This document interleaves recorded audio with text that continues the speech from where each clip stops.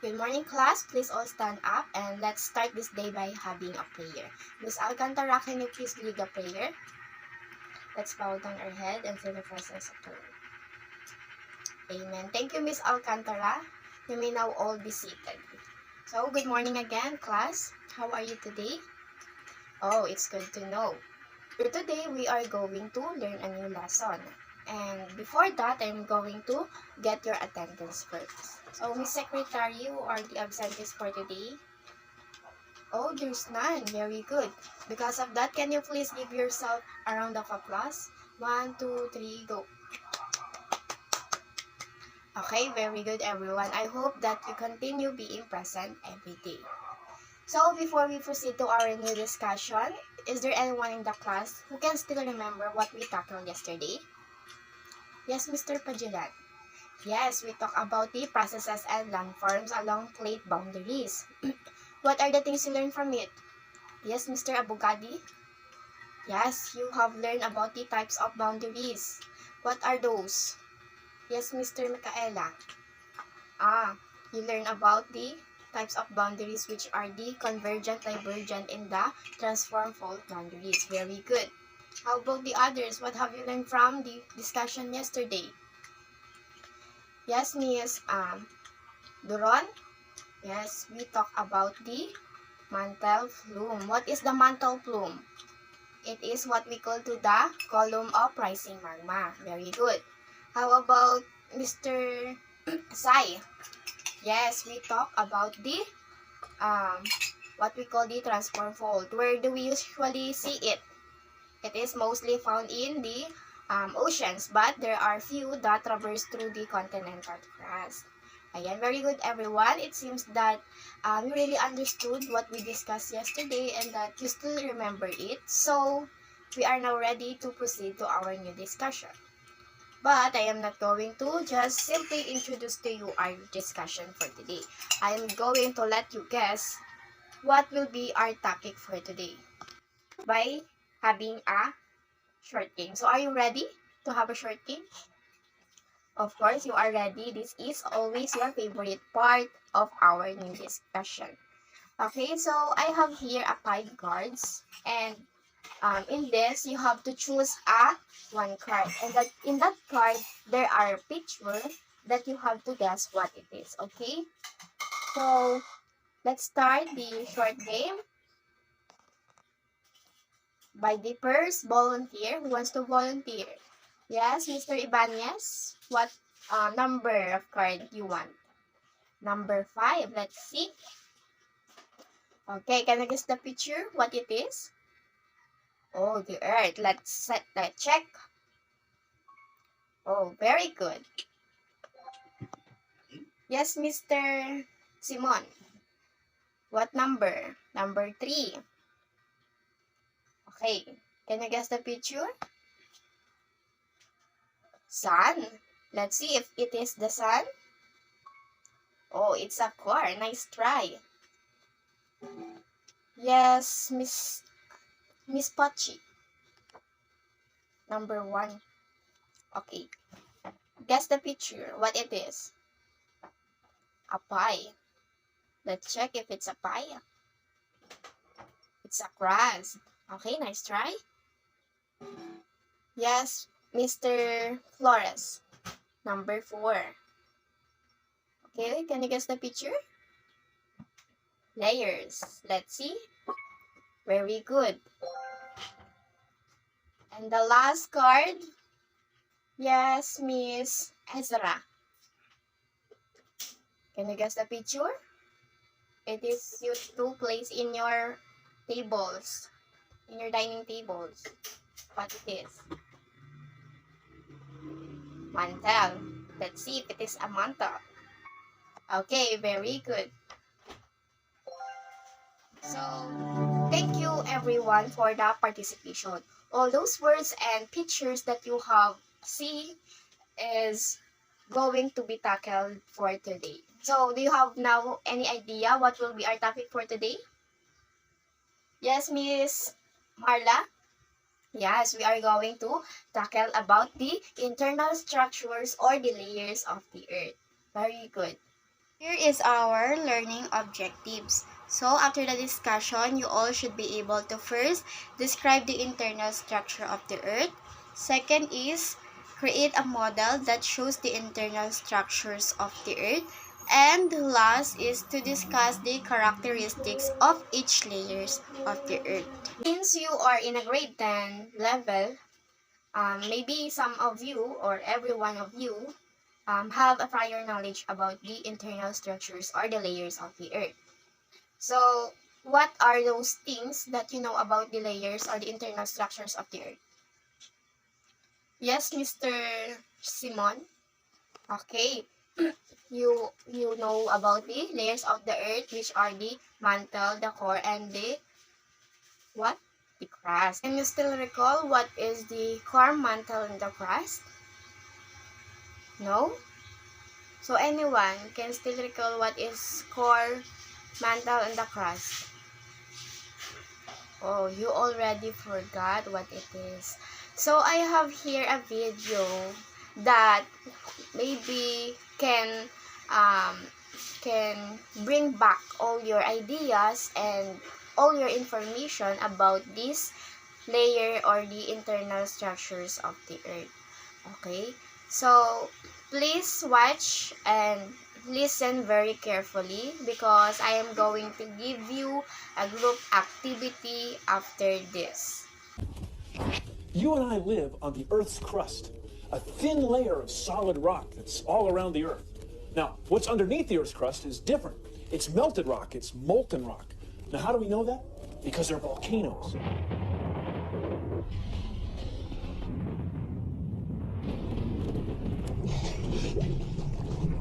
Let's say this loaf of bread is like the Earth. See, it's round like the Earth.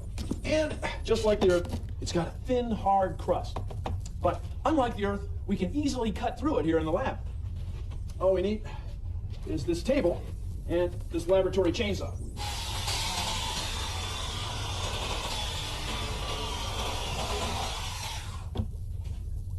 See, it's got a thin crust, just like the Earth.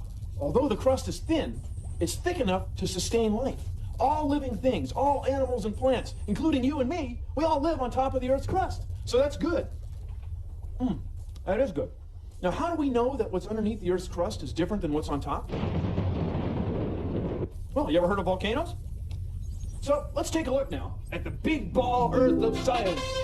See, it's surrounded by a thin, hard crust. And everything is on top of the crust. Even the oceans are sloshing around on top of the crust. Isn't that wild? Let's take a look at what's inside. There you go. There's the inside of the Earth. You got your core right here. That's solid iron. Then there's an outer core. That's iron and other metals. And then this part's called the mantle. It's gooey like hot tar. Then out here, that's the crust. It's thin and cool. The core, that's around 1,500 degrees Celsius. The mantle, that's around 1,200 degrees Celsius. I mean, that's way over 2,000 degrees. And then the crust, that's cool and hard as a rock. Now, even though the Earth's crust is really thin, we've never been able to drill all the way through it to the molten rock of the Earth's mantle. That's why to scientists like you, volcanoes are so important. They give us sort of a window into what's underneath the Earth's crust. Okay, it is done now. Now please form your group into a circle. And did you bring all your whiteboard and markers? Okay, very good. So I am going to give you 5 questions and each group will have the same questions to answer, okay? I have only 5 questions and that will be equivalent to 2 points each questions. Okay, and if I say raise your answers, you have to raise your answers. Because if you cannot raise it on time, even if it's too early or too late, you will not get a point. Understood? Okay. So for you to be more motivated, I am going to give prize to those who got the perfect score and the highest score. Okay? Those members who get the perfect score will receive a 1 pad paper and 1 ball pen each member of the group. On the other hand, those people who get the highest score but it is not a perfect score will receive 1 ball pen each member. And the other member of the group will only receive a small small chocolates. Okay? So are you ready? Okay, let's start the game. The first question is, in what specific part of the earth does the human lives? In what specific part of the earth does the human live? Okay, raise your answer. Let's see who got the correct answers. Okay, very good everyone. You have all the correct answers. So 2 points in all group. The second question is, what is the rock underneath the Earth's crust? What is the rock underneath the Earth's crust? Raise your hands. Raise your answers. Okay, Group 1, melted rock. Group 2, molten rock. Group 3, melted and molten rock. Group 4, no answer.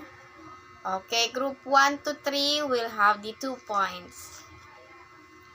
Okay, third question is the Earth crust thin enough to sustain life? Is the Earth crust thin enough to sustain life? Okay, raise your answers. Okay, everyone got the correct answer. Very good. Okay. Fourth question. How did the man in the video describe the mantle? How did the man in the video describe the mantle? Raise your answers. Group 4, gooey like hot tar. Gooey. Okay, everyone got the correct answer. Very good. Okay, fifth question. Can we drill all the way through the Earth's crust to the mantle? Can we drill all the way through the crust to the mantle? Raise your answers.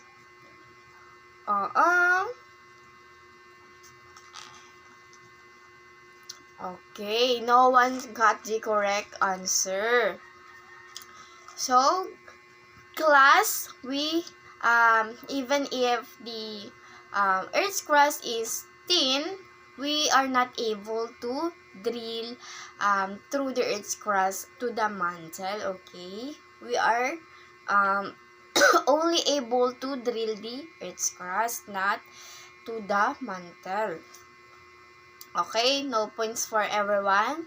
And because there is no point for the fifth question, I'm going to add one more question.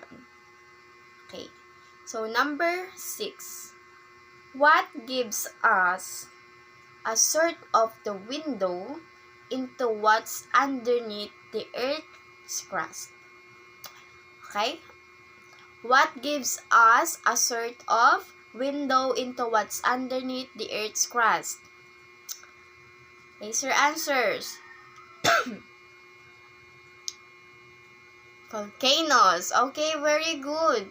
Everyone got the correct answer. So, group 1 to 3,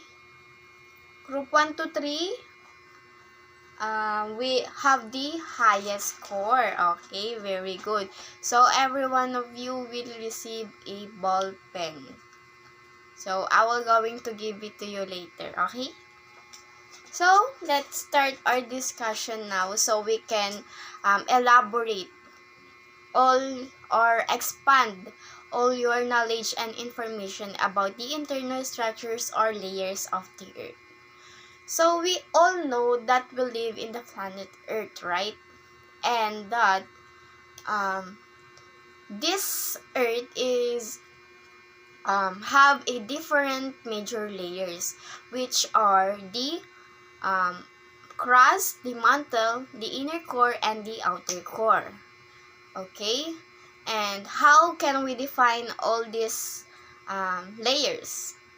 So let's start discussing the crust. So this is the Earth's crust. It consists of all kinds of rocks, soil, and everything we see above the Earth's surface. And you will be surprised to know that this crust is that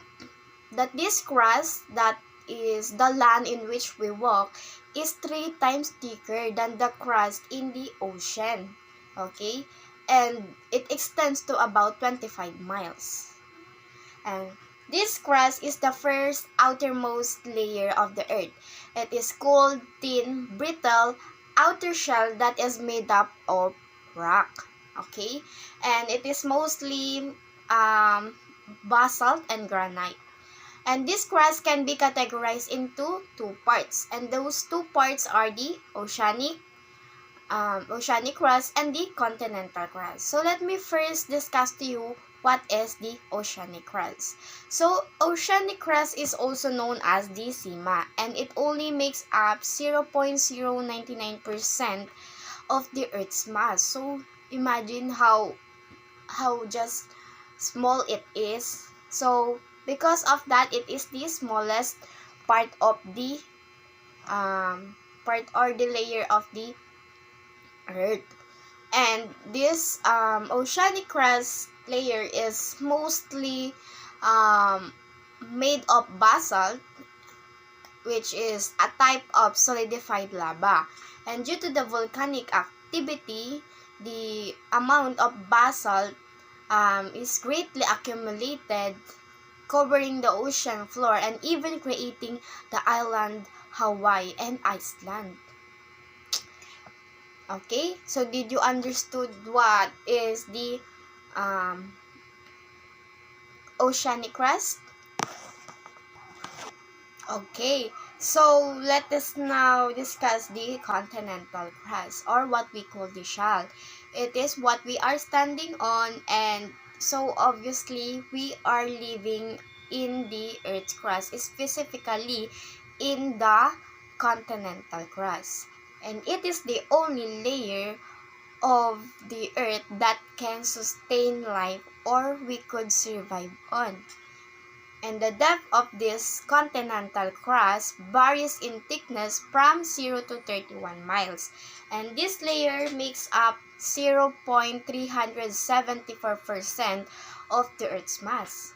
And this layer is slightly bigger than the oceanic crust, and it is made up of different types of igneous, metamorphic, and sedimentary rocks. So in summary, oceanic crust is denser and thinner and mainly composed of basalt. On the other hand, this continental crust is less dense, thicker, and mainly composed of granite. So together, the oceanic and the continental crust makes up about 1% of the entire volume of the Earth. So maybe all of you already know that the Earth's crust is the most common place for earthquakes, or the shaking of the crust due to underground volcanic activity or by shifting of rock beneath the surface. The Earth's crust floats on this layer, which we call the mantle. It is made up of thick, solid, rocky substances that amounts to about 85% of the Earth's mass. So can you imagine how big it is? The first 50 miles of this mantle consists of very solid, rigid rocks. And the next 150 miles are made up of super hot, solid rocks. Below that, for the next 150 miles, the Earth's mantle is believed to be made up of very solid and sturdy rock materials. And this mantle is about 1,800 miles thick and by far the largest layer of the Earth. And as what I said earlier, it is amounts to about 85% of the Earth's mass. And do you know that the scientists able to know that the mantle is made up of rock is because they base on evidences from the seismic waves, heat flow, and the meteorites. And this mantle can also be described as the underground ocean of liquid rock. It consists of hot, dense iron and magnesium-rich solid rock. In fact, the lava that comes from the volcano comes from the mantle. Amazing, isn't it? Okay, and like the crust, this mantle can also be separated into two parts. What are those two parts? The upper mantle and the lower mantle. Okay. Let me first discuss what is the lower mantle. This lower mantle is chemically composed of silicon, magnesium, and oxygen. This lower mantle plays a major role in controlling the thermal evolution on the planet. And the upper mantle, on the other hand, is made up of crystalline forms of olivine. So can you see here the lower boundary that separated the lower and the upper mantle? That is what we call the transitional zone. It is located in the depth interval 400 to 650 kilometers from the Earth's surface. And this zone is an area of great complexity. It is physically separates the lower and the upper mantle. Understood? The Earth's outer core is made up of super hot liquid molten substances, that's what we call the lava. And this lava is believed to be made up of iron and nickel. It extends to a depth of 3,000 miles beneath the Earth's surface. And this layer of the Earth represents the 4% of the Earth's mass, measuring 125 to 188 miles deep. And this outer core is the liquid layer surrounding the solid inner core. And without this outer core, our world as we know it would cease to exist. Do you know why? Anyone in the class knows why without the core our world would cease to exist? Anyone? Yes, Mr. Fajilan. Okay, very good. Because the outer core is the responsible for creating the Earth's magnetic field. And this Earth's magnetic field is served as the protective bubbles. And without it, the solar winds would destroy our atmosphere. Okay? So, can you now realize how important outer core is in our planet? Okay. Yes. So, can you say, thank you, outer core? Or should we say, thank you, Lord, for the outer core? Okay. 1, 2, 3, go. Okay, very good. Finally, we have reached the Earth's inner core. The inner core extends another 900 miles towards the center of the Earth, and it is believed that this inner core is made up of iron and nickel, just like the outer core. And do you know that the scientists believe that during the formation of the Earth billions of years ago, the heaviest elements sank to the center and formed this inner core. And this inner core is about 780 miles deep and reaches a temperature of 3,000 to 5,000 Kelvin. So it is as hot as the sun's surface. Amazing, isn't it? Okay. So that's where our discussion will end. Do you understood our discussion? Yes, really? So, if you really understood our lesson, can I ask a few questions to you? Okay. So, my question is, What are the 4 major layers of the Earth, or the 4 major interior structure of the Earth? Yes, Mr. Garganera. Yes, we have the mantle, the crust, the outer core, and the inner core. Very good. And what is the layer that is responsible for magnetic field? Yes, Miss Leia. Yes, the outer core. Very good. And which is the hottest layer of the Earth? Yes, Miss Marla. Okay, the inner core. Which is the outermost layer of the Earth? Outermost layer of the Earth. Walang nagtataas? No one?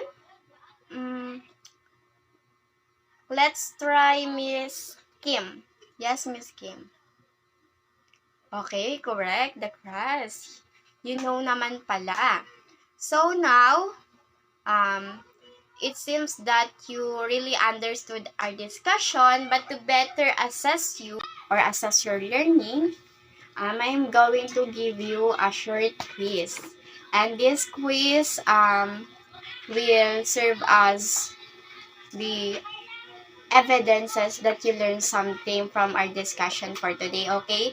And those people who will have the perfect score will receive a big reward from me, okay?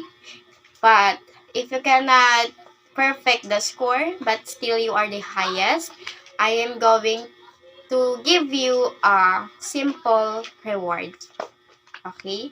So, please pass this. Get one and then pass this.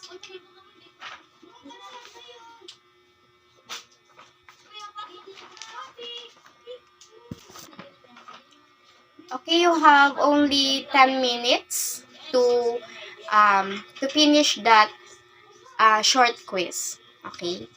And then I am going to check that and return it tomorrow.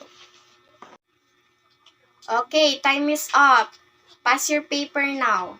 Is everyone done? Okay, very good. Pass your papers. Okay.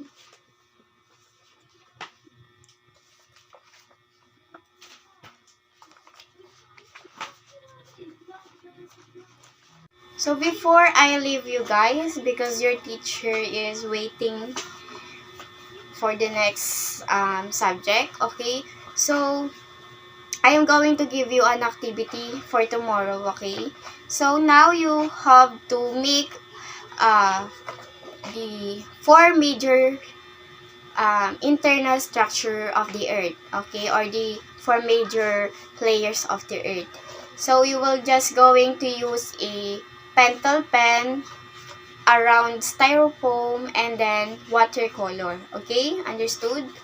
You will going to make a internal structure of the Earth, the 4 major layers, okay? Using the what? The round styrofoam, yes. And then tomorrow you will going to discuss it in front. Okay, you will going to discuss what are the layers of the Earth, and of course, we should see that the layers of the Earth there is in the right position or in the right places. Okay, understood, everyone? Questions? Okay, it's up to you if you want to make your internal structures of the Earth big or small. It's up to you. Okay. Okay, so goodbye, class. Forgot, Mr. President, can you please get your rewards from the faculty? Your rewards for the group activity. Yes, thank you.